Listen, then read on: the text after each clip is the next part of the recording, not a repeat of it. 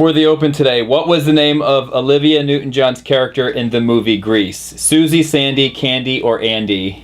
Sandy. Sandy is correct! Yeah, Mike Adam!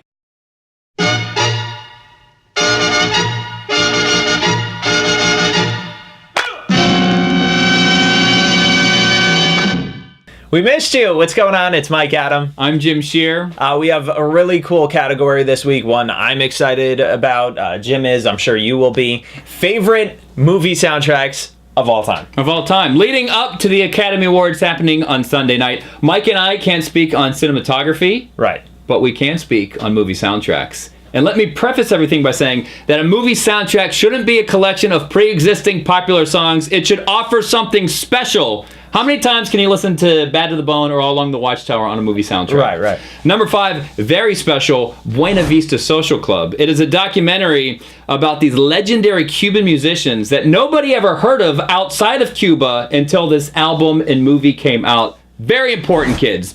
At number 4, Saturday Night Fever. One of the most iconic film soundtracks of all time. And when you hear Staying Alive, not only do you picture the Bee Gees, but you picture John Travolta doing his thing on the dance floor. Yes. At number 3, dun dun dun dun dun dun dun dun dun dun dun dun, Rocky, yeah baby. And Sylvester Stallone signed this copy. He says, "Yo, keep punching." This has one of the greatest training songs of all time on here. Oh yeah. Gonna Fly Now. You lived in Philly for a spell. Yes. You probably heard that song every day. Totally.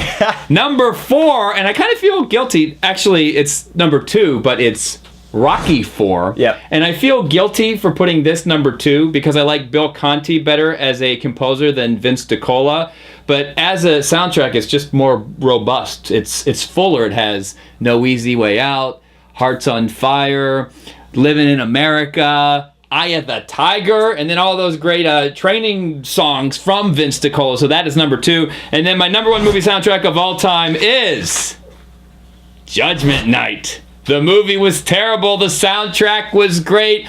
A genius concept. Well, maybe not a genius concept because it could have been a train wreck. But they got the greatest alternative bands of the time to team up with the best hip-hop groups of the time. You have Helmet and House of Pain, Teenage Fan Club and De La Soul, Cypress Hill and Sonic Youth, Cypress Hill and Pearl Jam, Run DMC, and Living Color. I loved it. Don't watch the movie. Listen to the soundtrack. I'm glad you said that, Jim. I feel like a lot of the movies on my list were god-awful, but the soundtracks were really good. And it seems like 1998 was a good year for soundtracks. The first one, kicking everything off, number 5 for me would be Belly. I thought the movie wasn't terrible, but the soundtrack was jam-packed. You had DMX on there, Nas, Method Man, D'Angelo, Maya, the list goes on and on. At the number 4 spot, I'm going to go with Dr. Dolittle. Came out in 1998. Definitely was jamming that one on heavy rotation for a while. You got Ray J on there, Montel Jordan, Aaliyah, Are You That Somebody? Genuine, Same Old G was on there, and it was produced by Timbaland. I mean, you can't... Now, 98 was the swan song for the soundtrack because a few years later, the iPod came out. Right. The soundtrack game changed forever.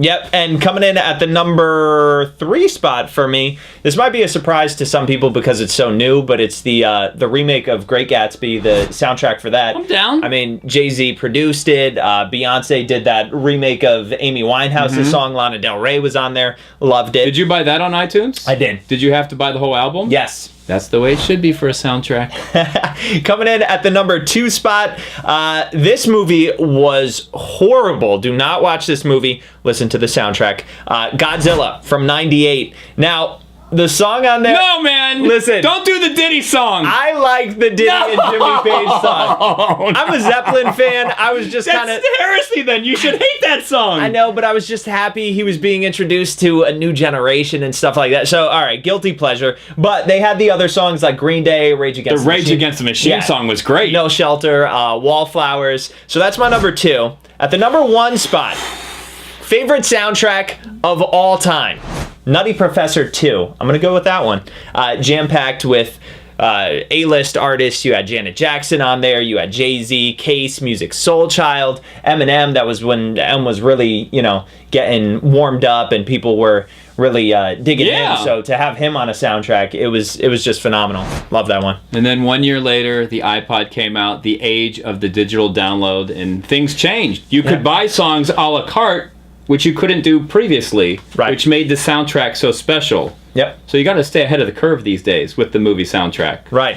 Good stuff. The Oscars happen this Sunday night. Have fun watching. I know a lot of people do ballots. Yes. I don't do those because I lost really badly the 1 year. So have fun watching. Oh, and by the way, if you have an idea for a category on Gimme 5, tweet us at Gimme5Show. So for Mike Adam, my name is Jim Shear, and we will see yins later. Dun dun dun dun dun dun dun dun dun dun. Shoot. Yeah. We're so rusty, man. So rusty.